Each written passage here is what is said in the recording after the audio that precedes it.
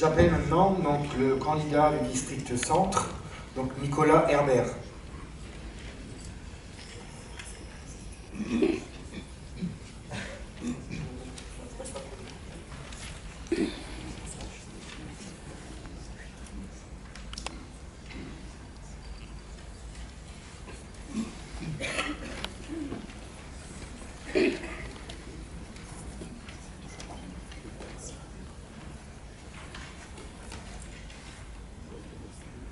Bonjour, je suis Nicolas Herbert, district centre au lycée Notre-Dame de Chartres.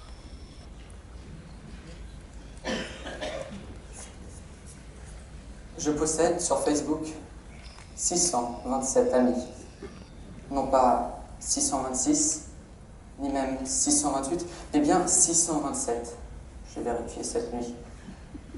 Il y a Clément, Marie, Blandine, Victor, Gabriel, Sophie et bien d'autres encore. Vous imaginez bien, nous sommes de vrais amis. Personne ne s'en étonne. Je suis, vous l'ai-je dit, l'ami de tout le monde. Vous aussi, vous serez mes amis. Ainsi, chers camarades, je m'en vais vous faire part de ce que mamie Diane m'a dit hier, bien tard. Nicolas, sais-tu que le véritable ami ne te passe jamais rien, mais pardonne toujours tout? À cela, j'ajoutais qu'en effet, celui de préférence, connu depuis l'enfance, celui de toute confiance, celui des confidences, celui des espérances, celui des exigences, celui de la tolérance et de la tempérance, celui-là, oui, celui-là, demeure et restera le seul, le vrai, l'unique, mon véritable ami. Voilà qu'un jour on demandait à Montaigne pourquoi la Boétie était de ses amis.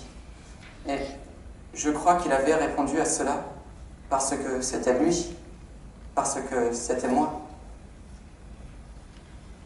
Son masque, cet ami vrai, cet ami véritable, témoigne d'une amitié sans nul autre pareil. Son affection pour moi semble une telle merveille, ce n'est ni par plaisir, non plus par intérêt, mais bien par vertu que nous sommes affidés. Si à Phébus j'aspire, sa sœur Diane m'inspire. Je tiens d'elle l'idée qu'il faut, pour nous aimer, d'abord se ressembler beaucoup, pour s'entendre. Enfin, différer un peu afin d'avoir à se comprendre. Ah, quel personnage que ce meilleur ami! Nous avons le même âge, voilà quoi nous unit. Mon image au miroir se reflète dans la sienne. Je me retrouve en lui, sa vie n'est pas la mienne. Sans être un autre moi, sans être alter ego, tout seul face à nos choix, nous sommes deux inégaux. Disputes et désaccords et désapprobations deviennent moyens dès lors de poursuivre relation. Et par isomérie, nous nous configurons. Opposés, séparés, nous voici angegen. Associés, rassemblés, nous voilà zusammen. Arrangés de la sorte, nous sommes énantiomères, de bonne composition. Nous sommes similaires. À deux, nous différons, nous sommes complémentaires. Enfin, c'est au reflet que notre partage se perd. Mais si nous nous perdons, c'est pour nous retrouver. Jamais l'un ne dit non à cette grande amitié. Jamais rien n'est perdu. C'est d'un commun accord que l'une partie et l'autre se joignent une fois encore. Deux concerts, deux amis forment un splendide duo. Souvent en harmonie, rarement l'un n'est trop haut. Aucun des deux n'orchestre l'autre. Jamais l'un ne fait chanter l'autre. Et quand l'un donne le ton, voilà qu'on s'y accorde. Quand l'autre donne trop de voix, alors c'est la discorde, une erreur de justesse ou d'interprétation, une simple maladresse, et c'est la confusion. Mais c'est de là que surgit la réconciliation. Nous deux, tout bourgeonnant, à l'aube de notre vie, nous sommes comme poire et pomme, de véritables amis. Encore rattachés à la branche maternelle, avides d'aventure, nous entendons l'appel de nature, notre mère, de Newton, notre père.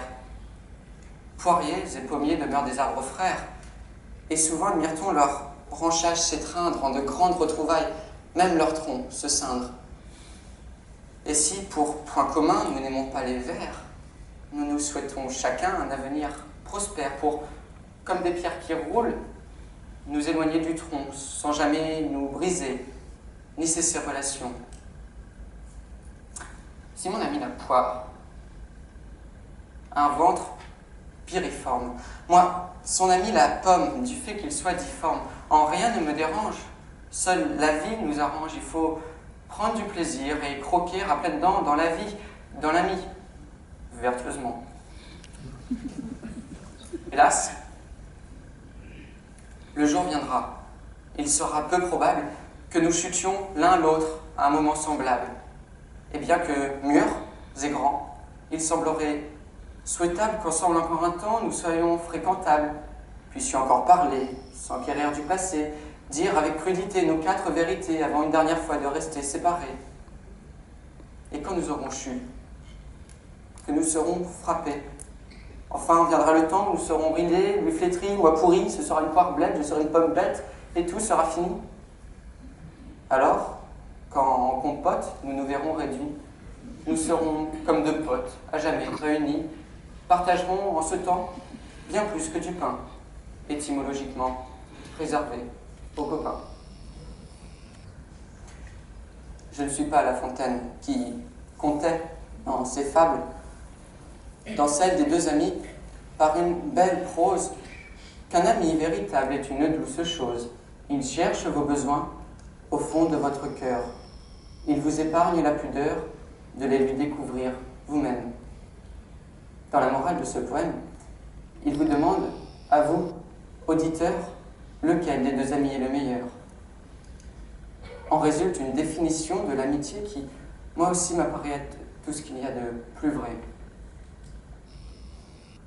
Voilà que, plus récemment, un camarade de classe qui parlait à son mur sur Facebook s'adressant, déclarait son discours ainsi en commençant « Chers amis de Facebook ». Il s'en suivait ainsi l'objet de sa parole. Je voudrais, chers auditeurs, attirer vers vous ce qui m'a tant surpris. Chers amis de Facebook. Il y aurait donc une classification? Les amis de la rue, les amis des amis, ceux rencontrés une fois à l'issue d'un voyage, ceux qui plus longuement ont été de votre vie, les simples connaissances, les amis d'un stage, ceux découverts hier, ceux qu'on verra demain, puis les amis proches, les amis fréquentés, et ceux dont le nom seul subsiste dans un carnet. Voilà donc ces cercles, ces degrés d'amitié. Et voici le plus bas, chers amis de Facebook. J'en ai 627, vous avais-je déjà dit? J'ai 627 de ces pauvres amis. Mais parmi ces amis virtuels, d'Internet, de réseau, ne serais-je pas, moi non plus, un de ces sas sociaux? Où sont mes vrais amis? Toi? Vous? Vous tous? Non, je regrette. Vous n'êtes pas mes amis. Et je doute, après tout, d'en avoir un seul nom. Merci de votre attention.